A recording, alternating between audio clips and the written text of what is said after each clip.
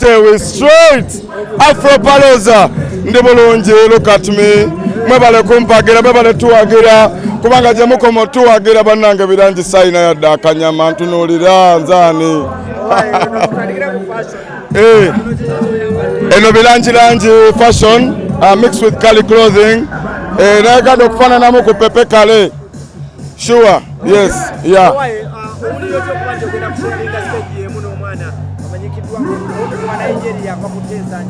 Mwana kyakabi nnyo naye mu byonna byonna kiraga nti gye tulaga waliyo future era bwe tubanga essaawa za leero oba mu kaseera kano Zex birangi gwomanyi kuva eri mu Ghetto Voice Search ne Bobi Wine ali kati ku stage yemu n'abayimbi abato banne katogeza nga Rema naye nga baseringa globally baseringa international. I believe not only me but even my gang we are going to reach there soon.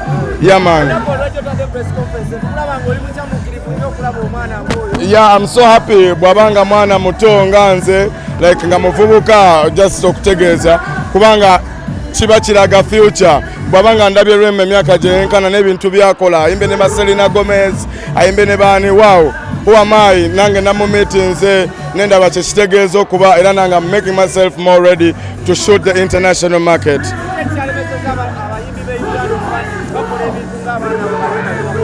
Well, I learned a lot from his speech. Era yagambye mu bintu byasinze okwogerako unity n'okubanga beeyagaliza. Yagambye Nigeria bonga babayimbi competition weeri naye bonga bo balwana as much as they can nti competition yone ebeera healthy ne respect okubanga respecting aba elder kati nga bwenda baba abaana abatototo abagenda bavuma abakulu kiboko zigenda bakwata.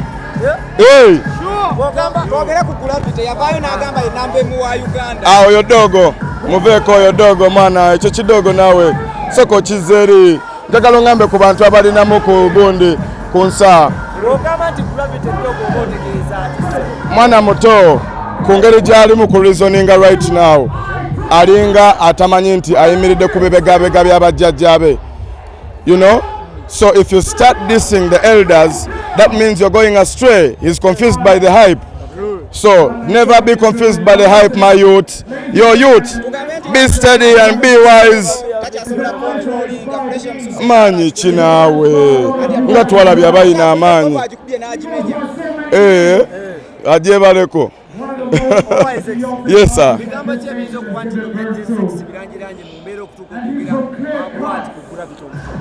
You know, let me tell you something. In this era jetulimu or industry jetulimu, there's what they call respecting the game. You need to respect the game and respect the elders in the game. You know, you have to respect the youths, respect the elders, respect the farmers, respect the herbalists. You have to respect everybody. Kale si Bobi Wine yeka neba muzeyi baffe bonna muzeyi wange yakimanyi I would even do something for him era kyampisiza bubinyo but kale oyinza ogamba ku lwa Bobi Wine naye ate kati ne banene abalala kaba kafuuse kamanyiro okitegeera y'abayuti balina okuyiga empisa. Discipline is key. If they're not disciplined then the world will discipline them. No, kati gwe woyimukira noyogera ku bantu bano begambye oba kale noyogera ku nze otandika otya si byakwewulira manyi bino bya busobozi biki byasobola okukola byensobola okukola biki byesobola kukola byasobola okukola ate n'ekirala talents zino twetaaga oziteeka awamu tuzikombayininge okitegedde tumugambe nti mwana kiba bwe kiti tulina okwewabula nno mwana nno era nze njagala muyitamu nga dogo mubuuliriremuko kitegeera kubanga ekyo mwana yo era mwana mbi nnyo. Kati what will Kenzo say? What will Weasel say? What will Maddox say? I mean, like let's talk about real artists. You know? Is he not a real artist? Oh, what would I say, man? I don't know. Yes. No. in general. I'm talking about in general. Of course, Bobby Wine now chimanya mukwata ka abantu isabubi. I know call apology. Okusobola okusigaza ekitiibwa kye nga ye alemate kukola kikweyononera kubanga si kugaana alina byakoze okitegedde naye talina kubeera confused by the hype, you know. Yeah man, never be distracted by the hype. You need to be focused as a youth. Fetukuze bakitusomesa mwana agambe ekimuluma batimba David Lutalo ne balangira Big Famika yeba mu post yeba balagante sawa akikubye without their posts. No man, let me tell you something. Abantu tubesibirako bwerere sinti kuba Bobi Wine postinze show yo nti egenda kola sikubanga nti postinze show yo nti egenda kola sikubanga nti oli, but it is unity. Ayinza okuba tafunye budde okitegedde obanga tewali message. Omani communication mu bulamu buno, it's very important, you know. We need to communicate.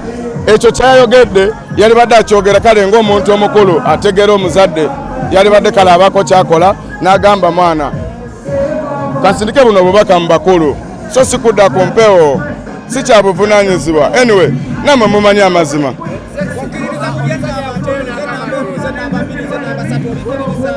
Wanji? Okiririza mu by'ennamba ogamba mbuze ennamba emu wa Uganda z'ennamba 2 z'ennamba 3.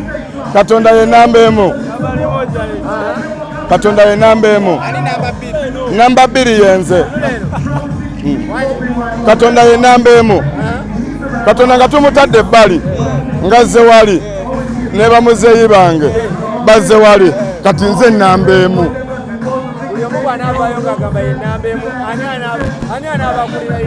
Anti akayimba nakakuyimbira buli omu ye namba emu buli kyakola yegwe champion mu ekyo kyokola naye mistake weviira oba obuzibu buviira kwe kulaga nti gwe namba emu w'abano bonna. Ebya namba emu biba bikola wuwo naye buli omu alina kyamanyi. So tulina okuwulagana zino zonna namba emu ne zibeera akaganda ne tufuna ekinywa ne tutunda ati waffe nga bannayuganda.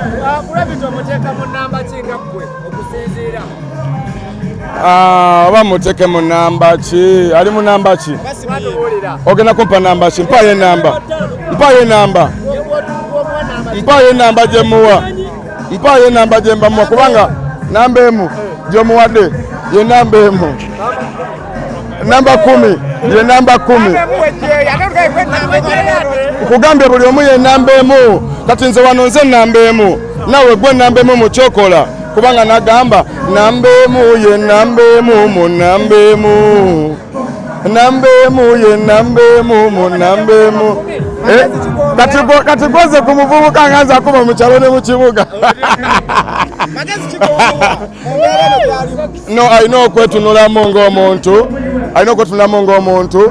Omanyi wabawo Sudiation association kasitejja ngamba bano bo botambula nabo nga bakusudia yogera kino yogera kiri ne wabawo yo moment gy'obamu weke waka no meditating ambi wayogedde. I want this guy, my brother, to go and think about the words he said, then yakomeo kubanga the same guy ye yajjanga ku street ekamo kyanga mulaba nga yegayirira okitegedde yegayirira ate amaze okubako kyafuna kyaga kye bamutuusaako ate kati ayagala kola ki kubalinyako tetujja kikkiriza maani.